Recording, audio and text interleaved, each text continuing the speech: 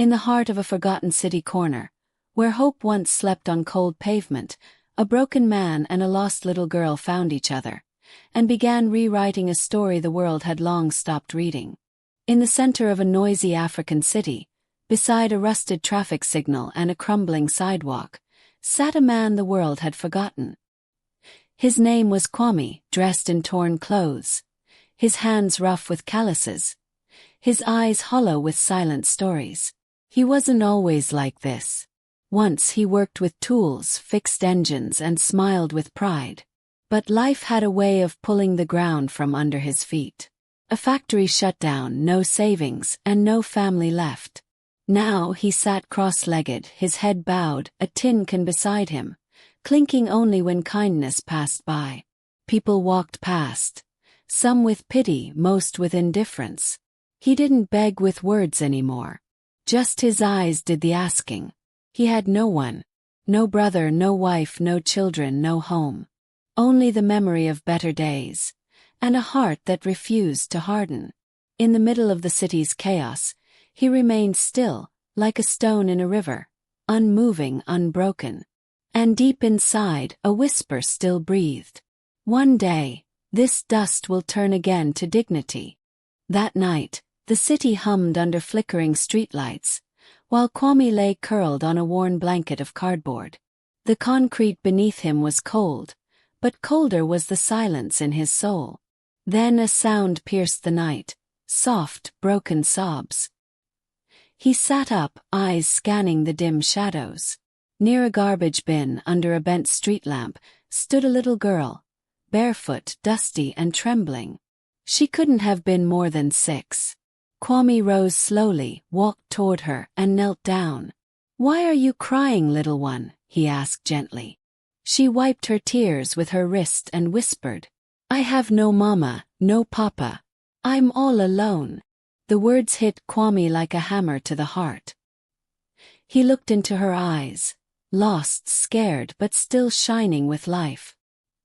He saw in her what the world had taken from him: innocence and a chance. Without hesitation, he opened his arms. "Come," he said softly. "You're not alone anymore." She stepped forward and clung to him. And just like that, 2 lost souls, one old, one young, found comfort in each other beneath the stars on a forgotten sidewalk. Days turned into weeks. The little girl, whose name was Zuri, had brought light to the darkest corner of Kwame's life.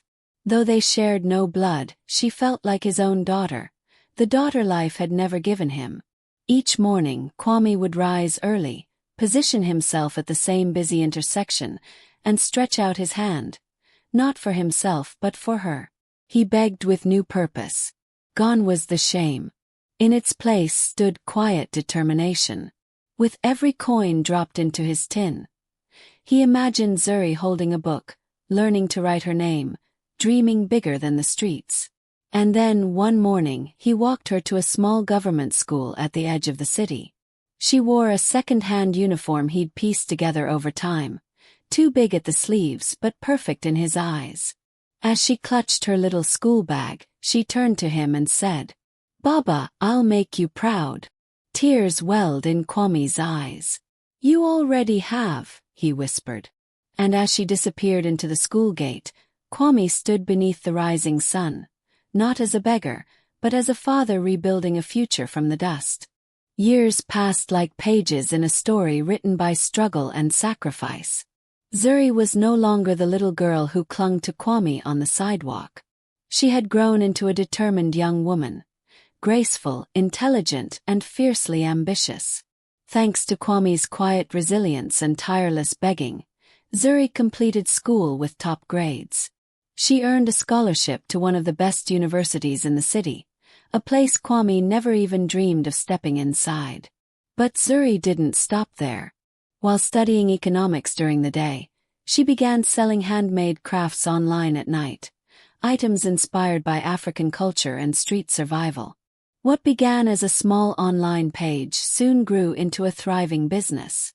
Within just a few years, Zuri launched her own social enterprise, one that trained and employed street children and single mothers to craft local goods. People began calling her a voice for the forgotten. Magazines featured her. TV channels interviewed her. Customers from around the world bought her products. And yet, every morning, she still sat for tea with the same man who had once begged to feed her. She now called him Papa. And the world called her a miracle born on the pavement. The girl returned to her father, now incredibly wealthy, and her father, who had once been poor, was overjoyed to see her. She took him to her new home and expressed her gratitude, saying, "Whatever I am today, it is all because of you. You laid the foundation of my life and always taught me to work hard and be honest." Her father's eyes filled with tears of happiness, and he felt an immense sense of pride for his daughter. He told her that he was not only happy for her success but was even more proud of her humanity and kindness. The girl sat at her father's feet and thanked him, saying, "Now I will do everything for you so your dreams can come true." From that day forward, both their lives were filled with joy again. The girl and her father began a new chapter together, with the promise of a future full of love, success, and gratitude.